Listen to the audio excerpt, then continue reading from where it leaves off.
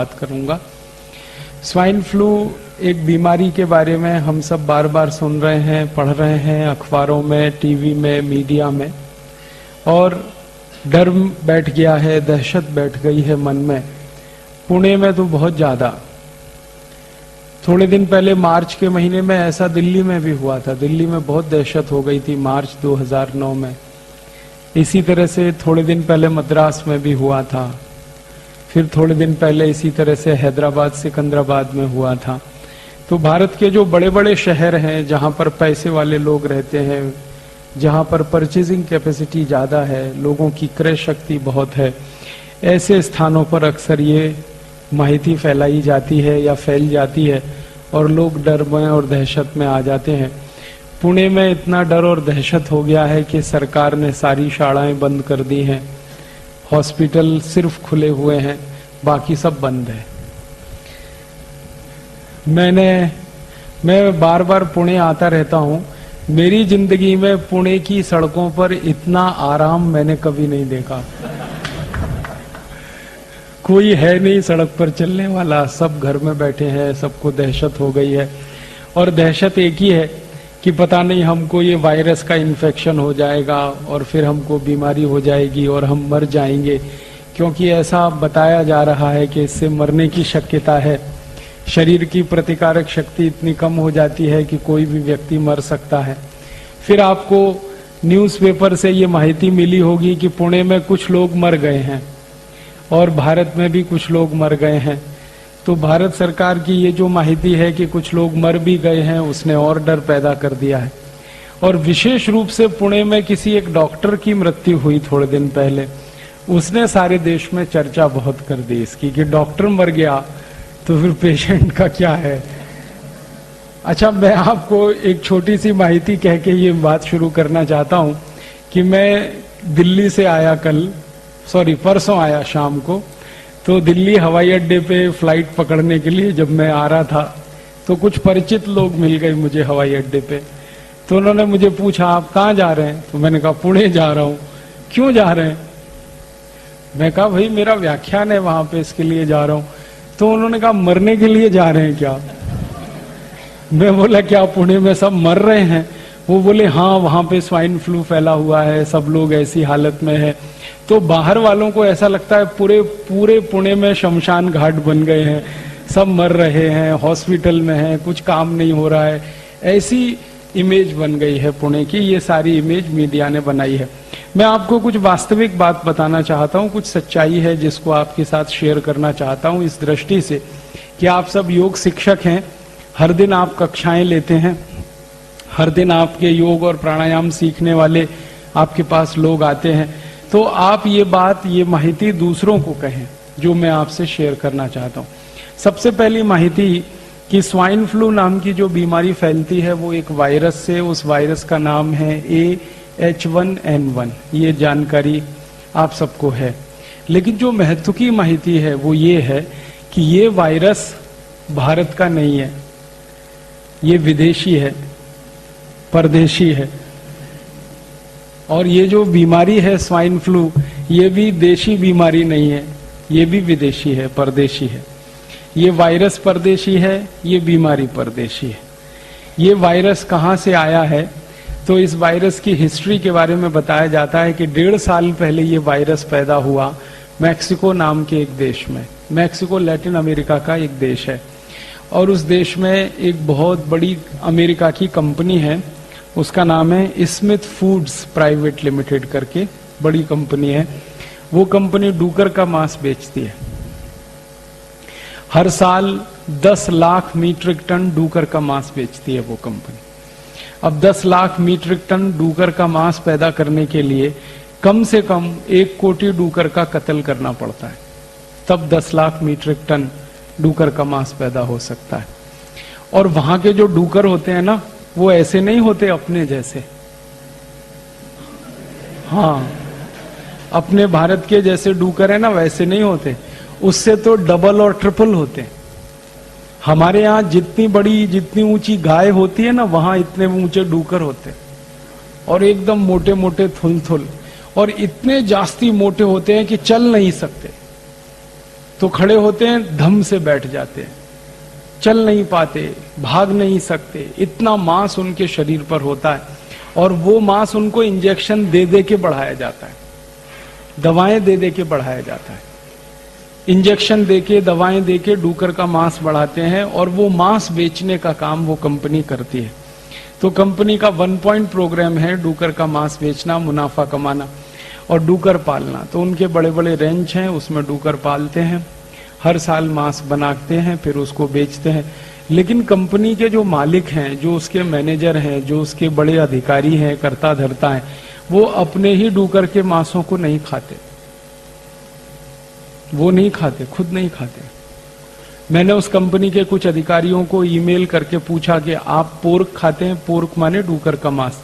तो उन्होंने कहा नहीं खाते, वो वेजिटेरियन है, दूसरों को खिलाते हैं, खुद क्यों नहीं खाते? तो वो ही मुझे बोलते हैं कि हमको मरने का डर लगता है। कैसे मर जाएंगे? तो वो बोलते हैं ये जो डूकर का मांस है ये इन्फेक्टेड है और इसमें वायरस बहुत है, और इसमें H1N1 वायरस होने की शक्यता सबसे ज्यादा है। ये जो H1N1 वायरस है ये डूकर में ही जिंदा रहता है, तो वहां के डूकर में ये वायरस जिंदा रह सकता है। और 1.5 साल पहले ये वायरस वहां डिटेक्ट हुआ, और जो लोगों ने डूकर के मांस खाने वाले लोग हैं उनमें से करीब 2000 लोग उससे प्रभावित हुए, और 146 अभी तक मर गए 1.5 साल में। 1 साल 6 महीने में 146 लोग मरे, 2000 लोग इस बीमारी से प्रभावित हुए, जिनको H1N1 वायरस ने प्रभावित किया, वो इन्फेक्टेड हुए। तो आंकड़ेवारी में देखा जाए तो ये कोई बड़ी संख्या नहीं है, 1 साल 6 महीने में 146 लोग मरे। क्यों? क्योंकि दर वर्षी हमारे देश में अगर दूसरी बीमारियों से मरने वालों की संख्या हम ढूंढेंगे तो कैंसर से इस देश में हर दिन 1500 लोग मरते हैं, हर दिन। और साल में कैंसर से इस देश में 40 से 45 लाख लोग मरते हैं। फिर हमारे देश में ट्यूबरकुलोसिस और मलेरिया से हर दिन 1200 लोग मरते हैं, और साल में करीब 36 लाख के आसपास लोग मलेरिया ट्यूबरकुलोसिस से मर जाते हैं। फिर हर दिन हमारे देश में 1000 लोग डायरिया और डिसेंट्री, हैजा और कॉलेरा से मरते हैं, और साल में करीब 35 लाख लोग डायरिया, डिसेंट्री, कॉलेरा से मर जाते हैं। फिर हमारे भारत में बहुत सारे बच्चे हैं, लाखों की संख्या में, जो हर दिन कुपोषण से मरते हैं, जिनके शरीर में शक्ति नहीं है, ताकत नहीं है, और ऐसे ही भूखे मर जाते हैं। पूरा पेट भर के उनको भोजन नहीं मिलता, दूध नहीं मिलता, उसमें मर जाते हैं। तो मरने वालों की संख्या तो बहुत है, कैंसर से मरने वालों की संख्या तो बहुत है, मलेरिया से मरने वालों की संख्या तो बहुत है, ट्यूबरकुलोसिस से मरने वालों की संख्या तो बहुत है, डायरिया, डिसेंट्री से मरने वालों की संख्या तो बहुत है, अनेक अनेक दूसरी बीमारियों से। लेकिन वो बीमारियों पर हमारे देश के न्यूज़पेपर में फ्रंट पेज पे खबर नहीं आती। कैंसर से मरने वालों के बारे में कभी भी न्यूज़पेपर में और मीडिया में इतनी चर्चा नहीं होती जितनी स्वाइन फ्लू की हो रही। ट्यूबरकुलोसिस से मरने वालों की चर्चा कभी भी इतनी नहीं होती मीडिया में जितनी स्वाइन फ्लू की हो रही है। कारण जानते हैं क्या है? कैंसर की, ट्यूबरकुलोसिस की, डायरिया की, डिसेंट्री की कोई वैक्सीन नहीं बन सकती। जिन बीमारियों की वैक्सीन नहीं बनती उन बीमारियों के बारे में मीडिया में चर्चा नहीं होती, भले उसमें मरने वालों की संख्या कितनी भी जास्ती हो।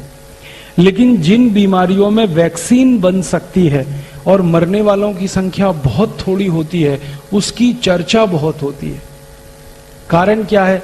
जब बीमारी की चर्चा होगी तो लोगों में डर पैदा होगा, दहशत पैदा होगी। जब डर और दहशत बहुत जास्ती हो जाएगी, जैसा अभी बताया कि एक पत्नी का पति मर गया और उसके मन में इतनी दहशत और इतना डर कि उसने अपने पति के अंतिम शरीर को, माने आखिरी यात्रा को 5 फीट दूर से प्रणाम किया। माने दहशत इतनी जास्ती है कि जो धर्म पत्नी अपने पति के साथ सालों साल रही, एक ही कमरे में, एक ही बिस्तर पर, जब उसको ये डर लग गया कि इसको स्वाइन फ्लू हुआ और उससे ये मर गया, तो दूर से ही उसने प्रणाम कर लिया। ये हद है ये लिमिट क्रॉस हुई है डर की, दहशत की। और ये लिमिट क्रॉस कराने में मीडिया ने बड़ी ताकत लगाई है। मैं जो आपसे कहना चाहता हूं वो ये कि स्वाइन फ्लू का जो वायरस है वो आपको कभी भी प्रभावित नहीं कर सकता। आप पूछेंगे क्यों नहीं कर सकता? हमारे में कोई सुरखाव के पर हैं, या हम भगवान के दूत हैं, या हम ज्यादा योग और प्राणायाम करते हैं, ये कारण है? कारण क्या है? कारण उसमें से दूसरे हैं जो जानने की जरूरत है। सबसे बड़ा कारण ये है कि स्वाइन फ्लू विदेशी वायरस है, विदेशी बीमारी है, और H1N1 वायरस विदेशी है। माने ये वायरस दुनिया के उन्हीं देशों में पैदा होके प्रभावित करता है लोगों को जहां ठंडी बहुत पड़ती है, तापमान बहुत कम होता है। अमेरिका में ठंडी बहुत होती है, कनाडा में ठंडी बहुत होती है, मैक्सिको में ठंडी बहुत होती है, ब्राजील में ठंडी बहुत होती है, फ्रांस में, जर्मनी में, ब्रिटेन में ठंडी बहुत होती है। और आप जानते हैं साल में 6 महीने ठंडी पड़ती है, और साल में 6 महीने तापमान उनके यहाँ 0 के नीचे होता है। -5 डिग्री, -10 डिग्री, -15 डिग्री, -20 डिग्री, कभी कभी तापमान -30, -35, -40 तक चला जाता है। 6 महीने बर्फ ही बर्फ रहती है। सड़क पे बर्फ होती है, मैदान में बर्फ होती है, शेत में बर्फ होती है, छत पर बर्फ होती है। बर्फ 10-10 फीट ऊंची होती है। और यूरोप और अमेरिका में 6 महीने सरकार के सभी विभाग की ताकत इसी बात में खर्च होती है कि सड़क से बर्फ हटाना, शेत में से बर्फ हटाना, चलने लायक सड़क को बनाना, शेत को खेती लायक बनाना। तो जिन देशों में बर्फ पड़ती है, ठंडी बहुत होती है, तापमान 0 के नीचे चला जाता है, ऐसे देशों में तरह तरह के वायरस पैदा होते हैं। और जितनी ज्यादा ठंडी होती है उतने ज्यादा वायरस होते हैं। सामान्य रूप से दुनिया के जितने भी वायरस हैं उनको पैदा होकर जिंदा रहने के लिए कम से कम 27 डिग्री सेंटीग्रेड से नीचे का तापमान लगता है। और 27 डिग्री सेंटीग्रेड से नीचे का तापमान जो जो देशों में हो सकता है, उन्हीं देशों में सबसे ज्यादा वायरल और बैक्टीरियल इन्फेक्शन हुआ करते हैं। अब भारत के बारे में बात करें और पूना के बारे में बात करें। भारत में इस समय महीना चल रहा है सितंबर, माफ करिएगा अगस्त। अगस्त का महीना चल रहा है।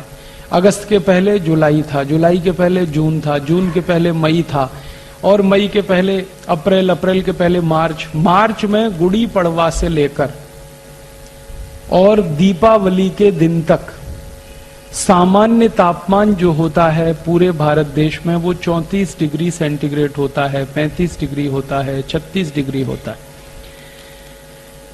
पुणे का आज का तापमान 33 डिग्री है, और अभी थोड़ी धूप ज्यादा हो जाए ना तो कल ये 35-36 डिग्री हो जाएगा। तो पुणे का न्यूनतम तापमान इस समय 34-35 डिग्री है। सारे देश का न्यूनतम तापमान इस समय 34-35 डिग्री है।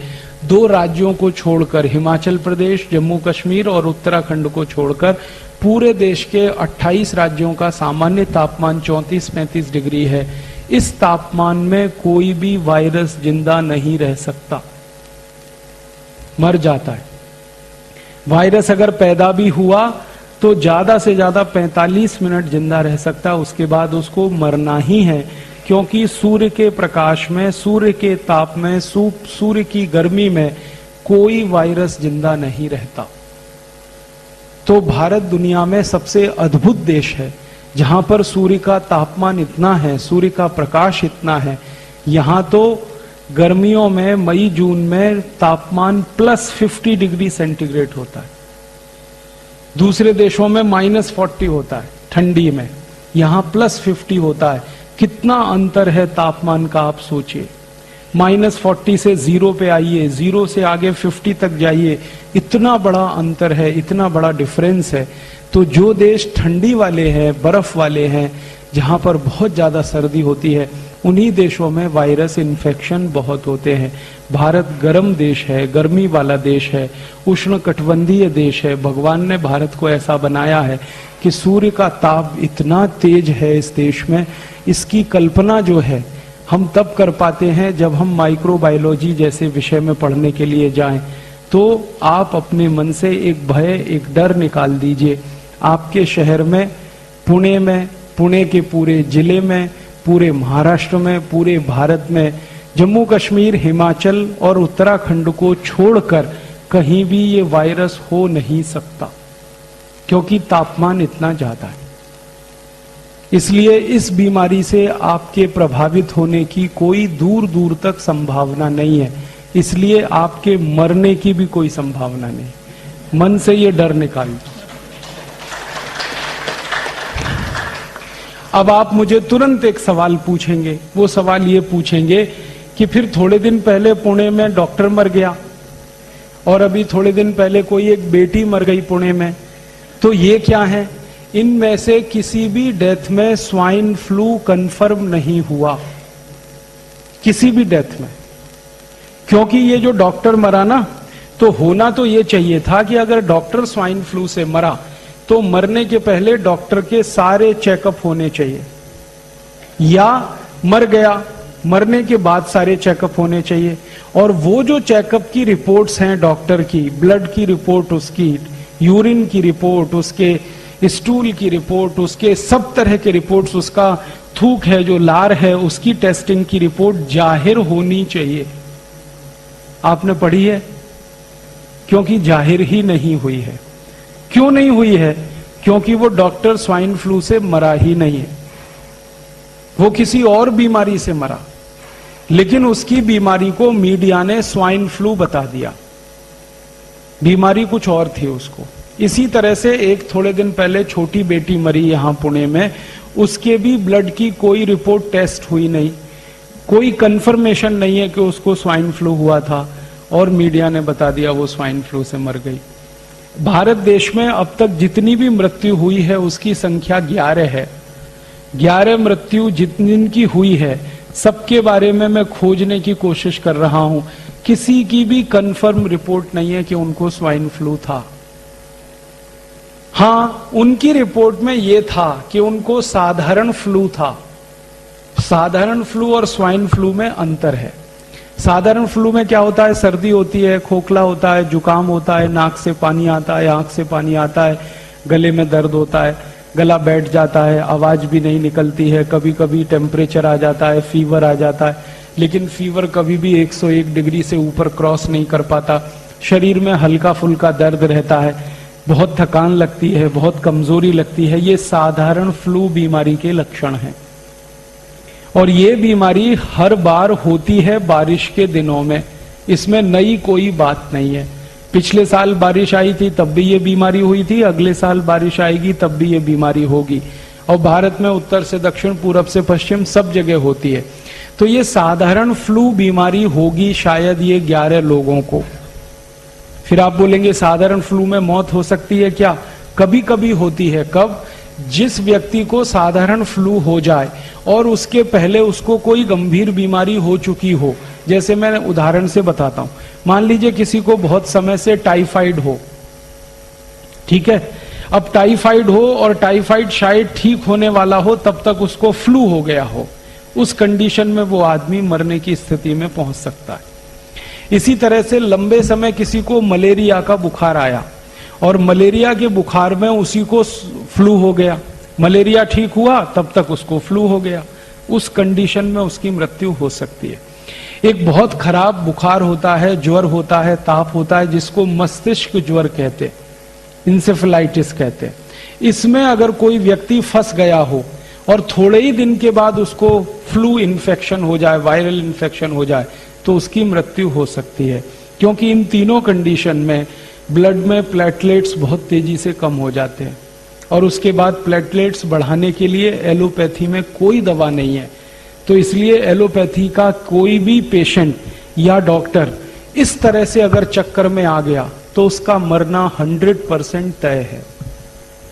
इसमें कोई आश्चर्य की बात नहीं है, क्योंकि जब तेजी से प्लेटलेट्स गिरते हैं और एलोपैथी के पास कोई दवा नहीं है प्लेटलेट्स बढ़ाने की, तो वो मर ही जाएगा।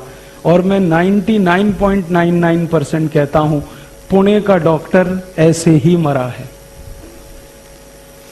उसके ब्लड प्लेटलेट्स बहुत तेजी से गिर गए और पहले उसको एक बड़ी बीमारी का इन्फेक्शन हो चुका था, उसके बाद फ्लू हो गया, मर गया। तो मीडिया ने उसको छाप दिया कि वो स्वाइन फ्लू से मर गया। क्योंकि मीडिया को इसमें क्या इंटरेस्ट है, अखबार वाले ये जो खबर छाप रहे हैं इसके लिए उनको पैसा मिल रहा है। मीडिया में काम करने वाले मेरे बहुत सारे दोस्त हैं। दिल्ली में एक बहुत बड़ा अंग्रेजी अखबार है, उसका एक एडिटर है जो मेरा बहुत अच्छा दोस्त है। मैंने उसको एक दिन पूछा कि तुम्हारे अखबार में 15 दिन से हर दिन हेडलाइन छप रही है कि स्वाइन फ्लू पुणे में फैल गया, स्वाइन फ्लू वहां फैल गया, स्वाइन फ्लू वहां फैल गया, 11 मर गए, अब तक इतने प्रभावित हो गए। ये जो खबर तुम दे रहे हो, इस खबर में तुम मुझे कोई 1, 2, 3, 10, 20, 50 लोगों के नाम दे दो, पते दे दो जिनको स्वाइन फ्लू हो गया है, मैं उनके घर वालों से मिलना चाहता हूं। तो कहने लगे वो नहीं है हमारे पास। मैं पूछा फिर खबर कैसे छाप रहे हो? कहने लगा खबर तो ऊपर से आ रही है। मैं बोला ऊपर से कहां से आ रही है, तुम्हारे ऊपर कौन है? तो उसने कहा मैं तो एडिटर हूं, लेकिन मेरे ऊपर अखबार का मालिक है। आप जानते हैं एडिटर मालिक के नीचे होता है।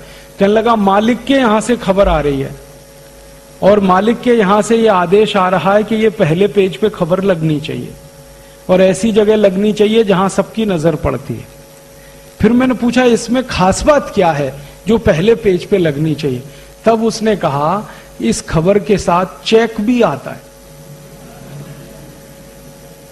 ड्राफ्ट भी आता है, पैसे आते हैं, और जितने ज्यादा बड़े अमाउंट का चेक आता है उतने ही बोल्ड लेटर्स में हम इसको छापते हैं। फिर मैंने पूछा भाई तू ये बता कि कौन देता है ये चेक और ड्राफ्ट? तो उसने कहा एक कंपनी देती है। वो कंपनी कौन है? तो उसने तो मुझे नाम बता दिया, मैं नहीं बताऊंगा आपको। उसने कहा कि एक अमेरिका की कंपनी है, वो हमको चेक देती है, ड्राफ्ट देती है। उस कंपनी का क्या इंटरेस्ट है कि तुमको खबर छापने के लिए पैसा दे रही है? तब उसने मुझे बताया, मैं तो हैरान हो गया। उसने कहा कि ये सब खबर जो छप रही है अखबारों में ये प्रायोजित है। प्रायोजित खबर का मतलब समझते हैं? एडवर्टीजमेंट। जैसे जाहिरात छपता है ना, तो जाहिरात के रूप में खबर छपती है। अब खबर ही जाहिरात होती है। आप इस बात को समझ पा रहे हैं? खबर ही जाहिरात होती है और खबर को जाहिरात की तरह से छापा जाता है क्योंकि उसके लिए पैसा आता है। और जास्ती पैसा आता है तो पहले पेज पे छापते हैं, कम आता है दूसरे पेज पे छापते हैं, और कम आता है तीसरे पेज पे छापते हैं। किस पेज पर छपेगा वो पैसे से तय होता है। और ये जो एडिटर है ये कोई साधारण अखबार का एडिटर नहीं है, हिंदुस्तान में सबसे ज्यादा बिकने वाले अंग्रेजी अखबार का एडिटर है। और वो एडिटर का मालिक उसको आदेश दे रहा है कि ये छपना चाहिए, इसके साथ इतना चेक है, इसके साथ इतना ड्राफ्ट है। तो आप समझ लीजिए कि मीडिया में ये जो छप रहा है ये पैसे की ताकत से छप रहा है, इसमें सच्चाई नहीं है। फिर उसने जिस कंपनी का नाम लिया, मैंने उसको खोजना शुरू किया तो सारी बात समझ में आ गई। ये वही कंपनी है जो स्वाइन फ्लू की दवा बनाती है। उस दवा का नाम है टेमी फ्लू।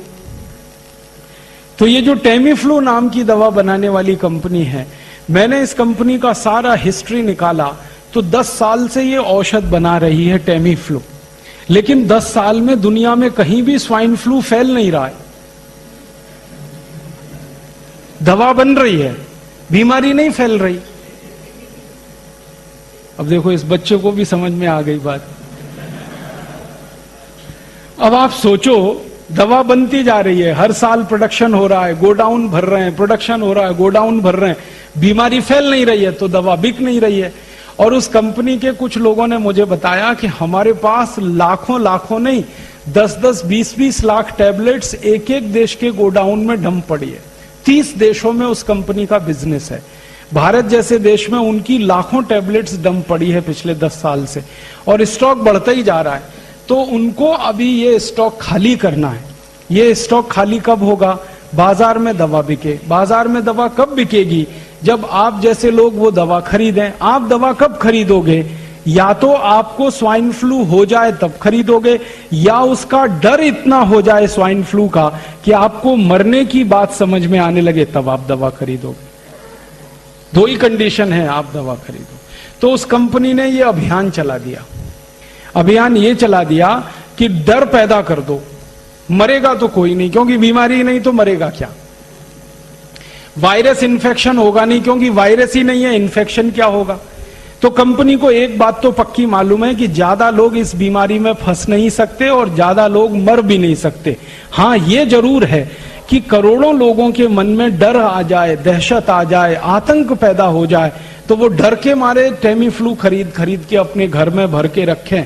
बाद में बीमारी हो या ना हो लेकिन खरीद लें, आप बाजार से दवा उनकी बिक जाए, यही उनका उद्देश्य है।